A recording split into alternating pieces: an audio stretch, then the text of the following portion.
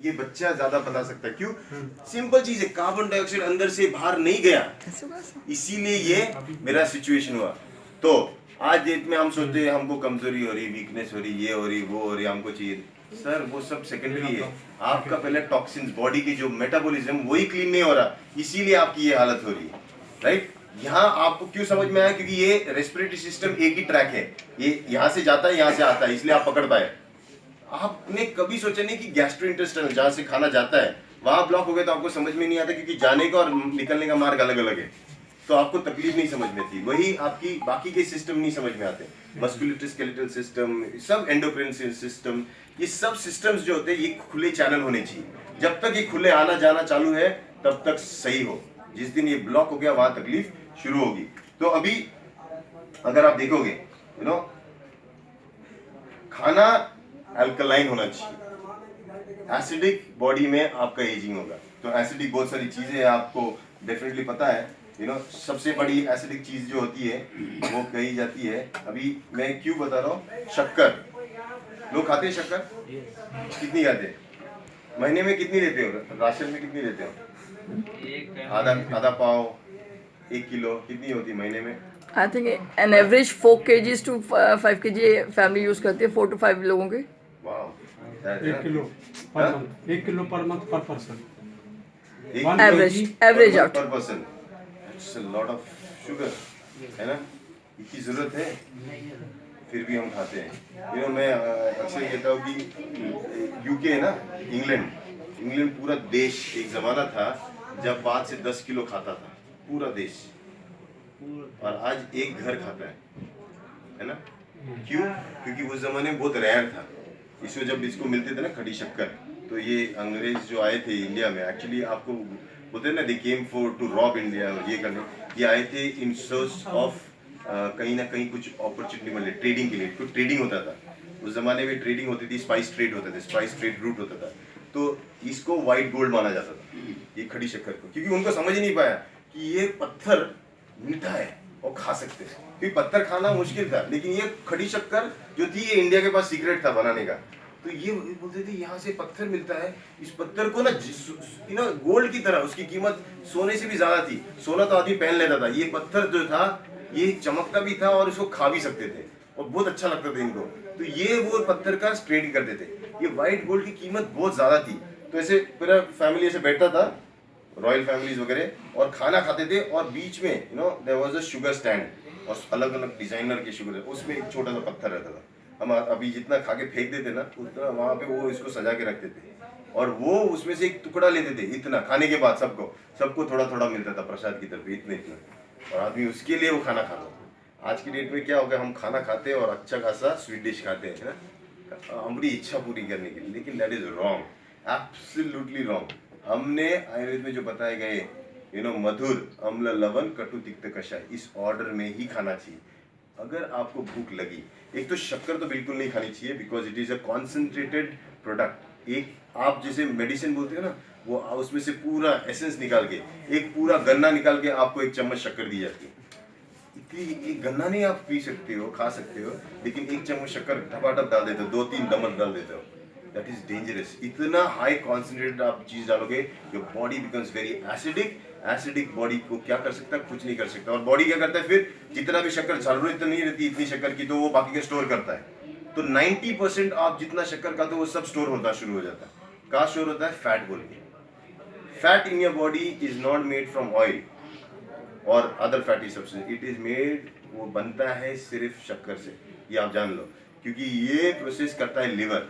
इसीलिए शक्कर ज्यादा खाने से लिवर डैमेज, फिर लिवर के प्रॉब्लम सब शुरू होते हैं। अल्कोहल से जितना नहीं होता उतना डैमेज शक्कर से होता है, और हम अपने बच्चों को भी देते हैं, चाहिए दूध मिले 2 चम्मच, लेकिन पी ये ड्रिंक ले 2 चम्मच, क्योंकि हमको एक सहारा मिल गया है। पुराने जमाने बोलते थे बच्चे, जो माँ जो होती थी ना, जो खेतों में काम करती थी, कोकेन की जो होती थी ना, क्या होती है उसको, know what is this called, Poppy seed, जो प्लांटेशन करते थे पॉपी सीड्स के, इसको अफीम की जो खेती होती थी ना, पहले लीगली होता था, मींस अलाउड था, तो वहाँ पे माँ क्या करती थी, खेती में बच्चों को लेके जाती थी, बच्चा रोता था, इसको दे देती थोड़ा अफीम, ले बेटा सो जा, इसको सुला देती, वो खुद काम करके फिर आती थी, वो बच्चा अफीम के लिए रहता था, है ना, फार्म। It was dependency. आज हम लोग सिंपल चीज करते, बच्चा रोता है, ले चॉकलेट चुपचाप बैठ, ये ले स्वीट चुपचाप बैठ। We are actually using it as an addictive. और आप नहीं दो, देखो क्या होता है, वो रोएगा, एक बिहेवियर चेंज हो जाता है उस बच्चे में। और ये इसको नया एडिक्ट आपने बनाया है, क्योंकि आपने ये करके दिखाया कि नहीं, मैं मीठा नहीं पी सकता, मैं कड़वा नहीं पी सकता, मुझे मीठा चाहिए, तो आपका बच्चा भी वही मांगे। ये कल्चरल इश्यू है, राइट, हमने कभी नहीं किया। तो ये क्लीनिंग, डिटॉक्सिफिकेशन चाहिए। डिटॉक्सिफिकेशन मतलब शरीर के अंदर की गंदगी को दूर निकालना। गंदगी आती है शरीर से, हमारे जीवन शैली से, हम क्या खाते पीते हो, जैसे खाएंगे वैसे हमारे शरीर में गंदगी भी बनेगी, राइट। अच्छी खाओगे तो अच्छी चीज बनेगी, गंदे खाओगे तो गंदी चीज बनेगी। ओके, सो ये हो गया food, junk food, alcoholics. Okay, weight अगर गेन हो रहा है इसका मतलब कहीं ना कहीं किधर तो किधर ब्लॉक है, इसलिए डिटॉक्सिफिकेशन जरूरी है। स्मोकर्स हो गया, active smokers, passive smokers, pollution भी अपने लिए स्मोकिंग की तरह है। तो हम बोल नहीं सकते सर मैं स्मोक नहीं करता, फैंटास्टिक, लेकिन आप पोल्यूशन में तो घूमते हो, वो तो बहुत भी डेंजरस होता है ना, कार्बन मोनोऑक्साइड और भी डेंजरस हो गया। तो डेफिनेटली आप सबके अंदर वो टॉक्सिन्स होते हैं। लोग people are planning to have children, शादी करते थे बच्चे के लिए, एक्चुअली शादी फैमिली बनाने के लिए करते, और फैमिली बनने के बाद, शादी होने के बाद they want kids. Okay, kid के लिए कोई प्रिपरेशन नहीं होता। एग्जाम के लिए ना आदमी प्रिपेयर करता है कि अच्छे मार्क्स लाने के लिए, लेकिन एक अच्छा बच्चा लाने के लिए कोई प्रिपेयर नहीं करता है। Healthy child, does the mother और फादर प्रिपेयर देमसेल्फ? नो, बच्चा बाय प्रोडक्ट है ना हमारा रिलेशनशिप का, आना ही है, ऐसा नहीं है। It should have, the man should become healthy पहला, और the female should be healthy first, तभी आपको एक हेल्दी चाइल्ड मिलेगा। हम लोग इतने डिपेंडेंट हो गए, आज इतने मैटरनिटी होम्स और उसमें ट्रीटमेंट चलती है माँ की, कितना अनफॉर्चुनेट है। चलो आपका खून कम है, ये गोलियां खाओ, आपका ये वो खाओ, ये खाओ, अरे क्या है, mother has become so dependent on the doctor. वो हस्बैंड बेचारा फाइल लेके इधर उधर, ये टेस्ट कराओ, वो टेस्ट कराओ, क्या सिचुएशन, इट्स वेरी पैथेटिक। अभी एक मेरे somebody came to me, बोलते कि मेरा बच्चे का एक रिपोर्ट दिया, उन्होंने बोला किडनी में सिस्ट है, उधर सिस्ट है। बोला अच्छा, ये छोटे से बच्चे, अभी डिलीवरी भी नहीं हुई, उसके अंदर उसको दिख गया कि इसके अंदर सिस्ट है, उसकी किडनी में, किडनी फेल होगी आपके बच्चे की। अब वो बच्चा, वो माँ और बाप फुल टेंशन में फाइल लेके, अभी बच्चा लेके घूम रहे अंदर, उसको पता है वो बच्चे के अंदर, पेट के अंदर बच्चा है, बच्चे के अंदर किडनी है, किडनी में सिस्ट है, वो डॉक्टर को दिख गया टेक्नोलॉजी के बेसिस पे, और उसको भगा रहे। फिर जब वो आए, मैंने बोला भाई साहब, वो बच्चे में अब तक डिलीवरी भी नहीं हुई, और जो आप रहोगे वैसे बच्चा डिलीवर होगा। आप अच्छा खासा रहो, बच्चा अच्छा बनेगा, राइट, सिंपल चीज है ना, प्रोडक्ट है वो, आपका प्रोडक्ट है ना, इसीलिए बोलते हैं रिप्रोडक्शन। आपने जो आप बने थे वैसे ही वो बनेगा, रिप्रोड्यूस होगा, वो जेरोक्स की तरह है वो। आप अच्छा प्रिंट बनाओ, अच्छा करो, खुद अच्छा प्रोडक्ट बनेगा। तो लेकिन यहाँ पे वो इतना डर गए। फिर जब मैंने बोला कुछ नहीं होता, आपको मालूम था कि आपके बच्चे का आपने करवाया था क्या? जब मैंने उसी को पूछा कि तुम्हारी माँ ने तुम्हारा करवाया था क्या जब आप अंदर पेट में थे? बोलता नहीं। तो ये कहाँ से? बोलता अभी टेक्नोलॉजी बढ़ेगी ना, वो जितनी टेक्नोलॉजी बढ़ेगी एक दिन आपको पहले ही बताएंगे, आपको फ्यूचर में ये होगा। अब ये हो गए बाबा, जो लोग बाबा ना ये देख के देते ना, क्या बोलते हैं, हाथ देख के बोलते थे फ्यूचर में आपका जीन देख के बताएंगे आपका फ्यूचर। यही टेक्नोलॉजी है। तो फ्यूचर में किसने देखा है? द फैक्ट इज अगर मैं प्रेजेंट को चेंज करूं, right. So pregnancy very very important, right. आप जब प्रेग्नेंट होते हैं वो भी बहुत इंपॉर्टेंट है। बच्चे, अगर आप सोचते हो कि बच्चा पैदा हो गया मैं स्कूल अच्छा भेजूं और यही चीज है, नो, कभी नहीं होता। उसका health, physical health is very important. Without a sound body sound mind नहीं हो सकता, राइट। इसीलिए आपका बच्चे का हेल्थ बहुत इंपॉर्टेंट है। क्या देते हो, क्या खिलाते हो, क्या पिलाते हो, क्या करते हो। कितने लोग हैं जिनके पास बच्चे हैं अभी, राइट? बहुत लोग। अभी मेरा नेक्स्ट क्वेश्चन, कितने लोग अपने बच्चों को रोज मालिश करते हैं? देखा, one thing we missed, we don't oil our kids. जबकि मैं अभी पूछता हूँ, अभी देखो इसके ऊपर सब लोग हाथ उठाएं। बच्चा पैदा होने के बाद 1 साल किसने मालिश किया अपने बच्चे को? खूब करिए, 1.5 साल तक। कितने साल तक? 1.5 साल तक। 1.5 साल तक। फिर 1.5 साल के बाद बंद क्यों 1.5 साल किया? पैरों भागता है जब तक। हाँ, देखो, फिर इसके बाद बंद क्यों किया?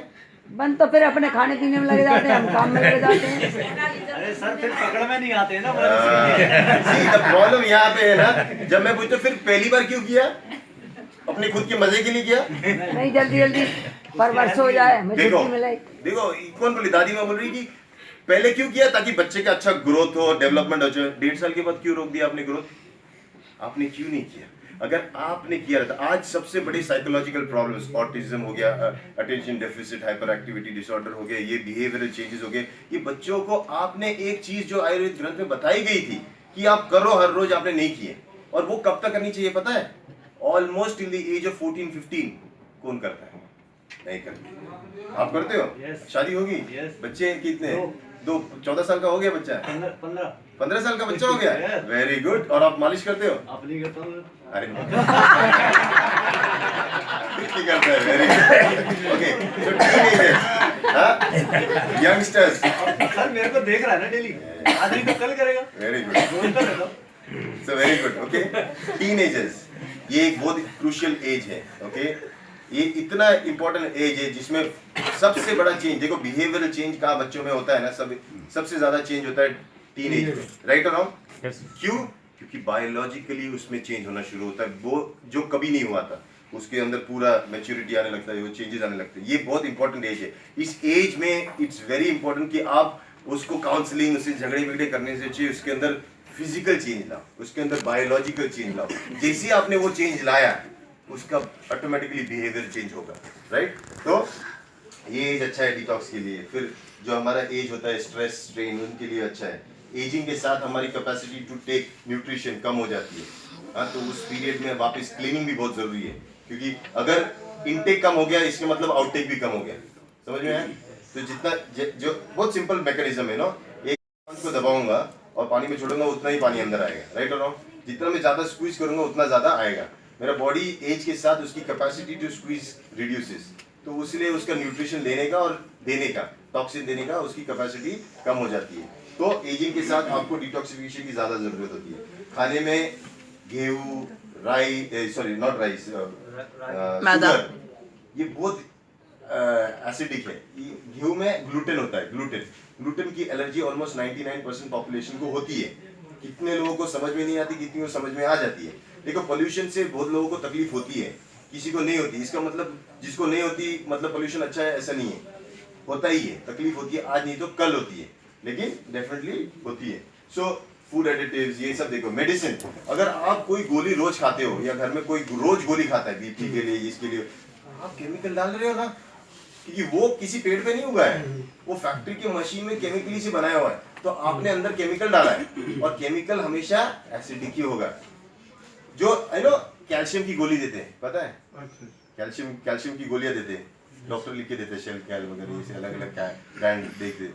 ये कैल्शियम की गोली एक्चुअली कैल्शियम कार्बोनेट है, ये एसिडिक ही है। आप देखो, तो इससे आपका कैल्शियम लेवल तो बढ़ेगा, लेकिन आपकी एसिडिटी नहीं ठीक होगी। इसीलिए आपको चाहिए कुछ नेचुरल कैल्शियम सप्लीमेंट, नॉट कि केमिकली ड्रिवन सप्लीमेंट्स। ओके, इसलिए आयुर्वेद में ना नेचुरल कहाँ से कैल्शियम लेते थे। देखो उस जमाने में कितना अच्छा सोचा। अंडे का जो शेल होता है, अंडा जो हम लोग खाते हैं, उसके टर्फल को लेके उसको जलाते थे, उसका भस्म बनाते थे, और वो देते थे कैल्शियम। आज उसकी छिलके के जला के, इससे वो बोलते जला के, हाँ, उसका भस्म बना देते। अच्छा, मतलब उसको अगर हम बर्न कर लें, that should be given ash, that's ash. लेकिन अभी मार्केट में मिलता है उसका, it's a product, Ayurvedic medicine it is. It's called kukkut, मतलब मुर्गी, सॉरी मुर्गा नहीं, कुक्कुट मुर्गी, अंड मतलब एग, त्वक मतलब स्किन, शेल, भस्म। सो कुक्कुट, अंड, त्वक, भस्म, ये इसका 99.99% बायो अब्जॉर्बिलिटी, क्योंकि ये नेचुरल है। ये हम बच्चों को दे सकते हैं खुद बर्न करके। यस, और मैं आपको एक क्वेश्चन दूंगा, आप खुद सोच करना, क्योंकि मैंने बहुत जनों को पूछा कि ये अंडा होता क्या है, is it a fertilised part और इट्स एन इनफर्टिलाइज्ड पार्ट? क्या ये खाना अच्छा होता है, क्या हम लोग इसे खा सकते हैं या नहीं खा सकते? ओके, कि बनता कैसे है ये आप बताना, क्योंकि मुर्गी रोज अंडा देती है, पर रोज फर्टिलाइज नहीं होती है, फिर भी रोज अंडा देती है। तो इसके बारे में आप थोड़ा सर्च करो, it's a very good interesting thing, फिर आपको थोड़ा अमेजिंग फैक्ट्स मिलेंगे। Okay, so go down and search that. Okay, तो मेडिसिन, गो डेली सप्लीमेंट्स भी आपके नेचुरल होने चाहिए, नॉट मेडिसिन आपको एसिडिक बनाएगा। ओके, पोल्यूशन हो गया, रेडिएशन हो गया, बार बार इन्फेक्शन होना। अभी जब बार बार इन्फेक्शन होता है, सर्दी होगी, खांसी होगी, बार बार इन्फेक्शन, तो बॉडी क्या करता है? बॉडी अपनी खुद की आर्मी को तैयार करता है ना लड़ने के लिए। तो ये लड़ाई में जब आती है तब एसिड आएगा, इसलिए बॉडी वापस एसिडिक होती है। तो बार बार बीमार पड़ने वाले की एक्चुअली बॉडी एसिडिक होती है, और एसिडिक होती है इसलिए बार बार बीमार पड़ता है। वो चक्रव्यूह है, उसमें से वो निकल ही नहीं पाता। Okay, so again alkaline necessary. Okay, आप क्या लगाते हो अपनी स्किन पे, तो नेचुरल जाओ। ओके, अभी ये देखो causes of cancer, modern science कहती है उसमें मेजॉरिटी जो टोबैको के साथ दिया गया है डाइट। सोचो डाइट के ऊपर कितने जन बोलते हैं, नहीं बात करते ना। खाना भी देखो मेजॉरिटी है, मेजॉरिटी पार्ट डाइट है, यानी आपका खाना ही डिसाइड करेगा आपको क्या होगा। तो अगर इतना इंपॉर्टेंट है तो हमारा सबसे बड़ा डिस्कशन, हम किसी डॉक्टर के पास, फिजिशियन के पास जाने से अच्छा हम किसी न्यूट्रिशनिस्ट के पास जाएं, किसी डाइटिशियन के पास जाएं जो हमें सिखाए कि क्या सही है क्या नहीं है। Very very important. ओके, सो जेनेटिक्स, अभी जेनेटिक्स में क्या होता है, मैंने जैसा बताया ना, भविष्य देख सकते हैं, ये यहाँ पे भी देख सकते हैं, यहाँ पता चलता है। जैसे हाथ की रेशाएं होती है, वहाँ पे जो उसका स्ट्रक्चर होता है, अलग अलग लेटर्स जहाँ पे रहते हैं उस बेसिस पे। जैसे CAT कैट में आपको बोलूँ तो आपको क्या समझ में क्या आता है, कैट बोला तो बिल्ली। अभी मैं ACT बोलूँ तो क्या समझ में आ रहा है, एक्ट, मतलब करना, एक्शन। लेटर सेम है लेकिन अरेंजमेंट चेंज हो गया तो मीनिंग चेंज हो गया। उसी तरह म्यूटेशन क्या होता है, म्यूटेशन मतलब यही सेल के अंदर कुछ गड़बड़ी हो जाती है और चेंज होता था, और उस सेल का फंक्शन ही चेंज हो जाता है। ये जो बिल्ली वाला काम कर रहा था ये छोड़ के एक्शन वाला काम कर रहा है, और हम लोग सोचते ये कैसे हो गया यार, इसी को कहते हैं म्यूटेशन मॉडर्न साइंस में। ये क्यों होता है, इसने जगह क्यों चेंज कर ली। क्लास में अगर आप लोग इधर बैठे रहेंगे, वहां पे कुछ हो गया, वहां आपको बार बार कोई चुभाता रहेगा पीछे से, तो आप वहां बैठे रहोगे। नहीं, मैं आपसे ही बोल रहा हूँ, आपसे, आपको कोई पीछे से वो सर चुभाएंगे, आप बैठे रहोगे वहां, आप क्या करोगे, कहाँ जाओगे, एग्जैक्टली इन्होंने जगह बदल ली ना। उसी तरह जीन्स में जब एनवायरनमेंट उसको टॉर्चर करता है तो वो चेंज करता है अपना जगह, क्लासरूम की तरह। अच्छा रहेगा तो अच्छी तरह बैठेंगे, जैसे ही चेंज कर दिया उसका फंक्शन चेंज, और वो सेल का फंक्शन चेंज। वही सेल जो अच्छा काम करता था आज बुरा काम करने लगे। समझ में आया, ये एनवायरनमेंट बहुत इंपॉर्टेंट है। कैंसर सेल बन गया वो मैं नाम नहीं लूंगा, it becomes different cell. Okay, so it becomes, उसका फंक्शन चेंज करता, और जैसे ही उसने फंक्शन चेंज कर दिया, हमको नहीं चाहिए ना उसका अलग फंक्शन, हमको उसका जो बेसिक फंक्शन था वही चाहिए। ओके, तो ये चलो, तो डिटॉक्स बहुत जरूरी है।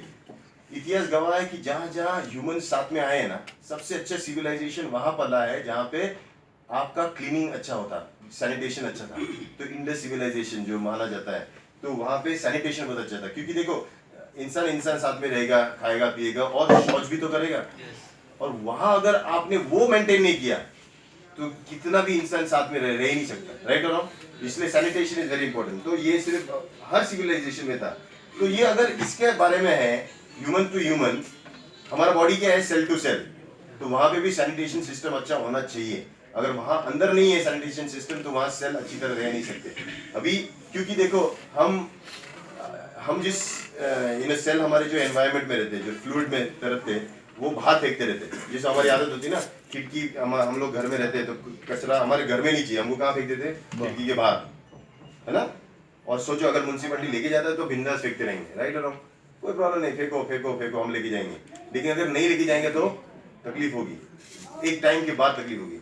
लेकिन अंदर यहाँ पे हमारा बॉडी में सेल अपना टॉक्सिन बाहर फेंकता रहता है, और उसको क्लीन करने के लिए सिस्टम चाहिए, वो फ्लूइड सिस्टम ही उसको क्लीन करते हैं, कंटिन्यूअसली वॉशिंग। ओके, तो ये देखो, ये अच्छी एक ड्रेनेज सिस्टम, और बॉडी की ड्रेनेज सिस्टम को कहते हैं लिम्फेटिक सिस्टम। हमारे बॉडी के अंदर भी लिम्फेटिक सिस्टम जो साफ सफाई का काम करती है, जैसे म्युनिसिपैलिटी करता है ना। इसका काम होता है जो क्लीन ब्लड होता है, जो रिसाइकल्ड होता है, अच्छा वाला फ्लूइड वापस खून को देना, ओके, और गंदा को निकाल देने का।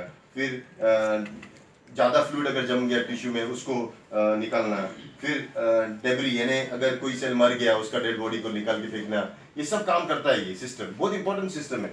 Okay, transports fat from digestive system, यहाँ से सब जगह फैट को लेके जाना, तो बहुत इंपॉर्टेंट फंक्शन है, शायद ही हम लोग इसके बारे में जानते हैं। हाँ, इतने सारे सिस्टम जो गंदगी फेंकते हैं, हाँ, ये सब खुले तब रहेंगे जब इनका ब्लॉकेज ओपन होएगा, जब इनकी गंदगी साफ होगी। ओके, तो कौन सा वक्त है सही डिटॉक्स के लिए, तो जब आपको मेंटल कंफ्यूजन हो जाए, जब जैसे मैंने बताया, मैंने नाक बंद किया तो मैं कुछ और सोच ही नहीं पा रहा हूँ, राइट, क्योंकि टॉक्सिन जमा हो गए। जब सोच आपकी बिगड़ रही है तब समझने कि टॉक्सिन जमा हो रहे हैं, और तभी आपको क्लेंजिंग की जरूरत है। जब स्ट्रेस बढ़ जाता है, मेरा नाक बंद, वापिस वही सिंपल एग्जाम्पल आपको समझेगा क्या होता है टॉक्सिन, मेरा स्ट्रेस बढ़ गया तो वहाँ again it is related to toxins. फिर लिथार्जी, ताकत कम होना, वीकनेस, अगेन टॉक्सिन्स। समझ में आया, स्किन, मैंने बताया स्किन लाल होना, ये होना, पिगमेंटेशन, अगेन टॉक्सिन्स। ओके, फिर नींद, मेरी नाक बंद करके क्या मैं सो सकता हूँ आराम से? नहीं। Most of the thing related to this toxins. फिर क्लीनिंग अच्छा नहीं हो रहा, बॉडी में से ओडर आना, again it's a toxin effect. Weight gain होना, toxin. Okay, joint pains, you know, specially देखो बॉडी में हम लोग को पता है यार ऑर्गन्स ये वो अलग अलग, लेकिन हम शायद ये भूल जाते हैं कि वहाँ पे खाली ब्लॉक्स भी है, you know, there are parts which are empty, जिसकी वजह वो स्पेस चाहिए ना, स्पेस के बगैर वो होगा नहीं। अगर ये पूरा ब्लॉक रहेगा तो ये हिल ही नहीं पाएगा, इसको स्पेस चाहिए। तो आप देखो जहाँ जहाँ स्पेस होता है वहाँ पानी छोड़ा जाता है और भर जाता हो, इसलिए सूजन हमेशा ये स्पेस में होती है, राइट। तो ये स्पेस का एम्प्टी होना बहुत जरूरी है, और ये एम्प्टी तब होगा वहाँ का पानी जो बॉडी की आदत होती है वहाँ जमा करने की, वो खाली होते रहे। और पानी खाली करने का एक ही जरिया रहा है, which is taking nice diuretic. अभी ग्रंथ के हिसाब से दो तरीके से हम लोग शरीर की गंदगी निकाल सकते हैं, टॉक्सिन्स। हाँ, एक होता है शमन और दूसरा होता है शोधन चिकित्सा। शमन चिकित्सा मतलब जो एसिड है इसको आप न्यूट्रलाइज कर दो, थोड़ा बहुत है। फॉर एग्जांपल ये रूम में गंदी स्मेल आ रही है थोड़ी सी, तो आप क्या करोगे, एक स्प्रे लोगे और डाल दोगे, फिर हाँ ठीक है, ओके फाइन, राइट। सेकेंड, आपको यहाँ बहुत गंदगी दिख रही है और बहुत ज्यादा है, जो आप स्प्रे भी डाल के वो गंदगी जाएगी नहीं, तो आप क्या करोगे, फर्स्ट आपने जैसे ही एसिड और बेस इसका न्यूट्रलाइजेशन होता है, तो न्यूट्रल, आ जाओ बैठो अंदर जगह है, ओके। जैसे एसिड और बेस, यानी आपने एसिडिक लाइफ जिया, आपने एसिडिक फूड लिया, तो आपको अल्कलाइन सप्लीमेंट लेना पड़ेगा, अल्कलाइन फूड लेना ही पड़ेगा। जैसे आपने लिया तो आप न्यूट्रलाइजेशन कर रहे हो, आपने क्लीनिंग कर रहे हो। सेकेंड, अब एक ही जरिया बचा, सॉरी दो जरिया बचे जिससे शरीर अपनी गंदगी फेंकता है। कौन से? एक है यूरिन, जो कि ऑलमोस्ट अपने बॉडी में कितना परसेंट फ्लूइड है, 70% प्लस मोर फ्लूइड है ना हमारा बॉडी। तो सबसे ज्यादा अगर 70% क्लीनिंग होगा तो वो पानी से होगा, और ये फैक्ट आपको वैसे भी पता है। सेकेंड होता है स्टूल्स, जिसमें आपका इंटेस्टाइन से आपकी गंदगी जो बची हुई नहीं चाहिए वो बॉडी फेंकता है, लेकिन मेजॉरिटी जो है वो यूरिन से होती है। और यूरिन, और सेकेंड होता है पसीना। इसलिए डॉक्टर हमेशा सजेस्ट करेंगे आपको या तो अच्छा एक्सरसाइज करो ताकि पसीने से भी आपकी गंदगी बाहर निकले, लेकिन अक्सर हम वो कर नहीं पाते। कितने लोगों को तो बहुत कम टाइम के बाद पसीना आता है। पसीना आना आज बड़ी बात होगी, पैसा देके हम पसीना लाते जिम में जाके। हाँ, एक जमाना था आता था, अभी हमको लाना पड़ता है, राइट। और अगर नहीं लाया तो एक टाइम पे आ ही जाता है, किसी और टेंशन से स्ट्रेस से आ जाएगा, लेकिन आएगा जरूर। पसीना चाहिए क्योंकि बॉडी करता है। चॉइस आपका है, नेचुरल या फिर आर्टिफिशियल। और मेरे हिसाब से आज सबको मालूम है सप्लीमेंट्स की जरूरत है, खाने में वो चीज नहीं रही जो पहले थी। क्यों? कि पहले जमाने में लोग बंजारे थे, मालूम है बंजारे, वो एक जमीन से दूसरी जमीन पे जाते थे, खेती बाड़ी करते, वो जमीन छोड़ते थे क्योंकि उनको पता है अभी जमीन में अगले टाइम फसल उतनी अच्छी नहीं आएगी। फिर वो जाते थे दूसरी जगह पे, जंगल को काटते थे, वहां फसल उगाते थे, फिर वहां से। अब ऐसा कर सकते हैं क्या? नहीं कर सकते। अभी आपकी जमीन लगे, इधर से जाने का नहीं। आपकी ये पीढ़ी ने इसी में किया था, आने वाली पीढ़ी भी इसी में करेगी। आने वाली पीढ़ी वो बेचारे को उसको ऊपर ऊपर डालते रहो, उसमें कुछ नहीं रहा, खोखला बन गया है। और हम जब से सेटल हो गए, हम as civilisation, as human beings हम अनसेटल हो गए, and that is very important. Okay, तो यहाँ हमको चाहिए कि कुछ चीज ऐसी हो जो हमारे अंदर जब जाए तो वो नेचुरल हो। सप्लीमेंट्स चाहिए हमें, सप्लीमेंट्स वो भी नेचुरल। तो definitely one company that is a good morning company is DXN। Okay, now ये रेड ऋषि, आज रेड ऋषि के बारे में सीखेंगे 3 चीजें। ओके, क्यों इसको कहा जाता है कि ये आपको कैंसर से भी बचा सकता है। क्यों? क्योंकि काफी रिसर्च इसके ऊपर किया गया है। But here king of herbs, 3 खासियत। पहली, ये इम्यूनोमॉड्यूलेटरी है।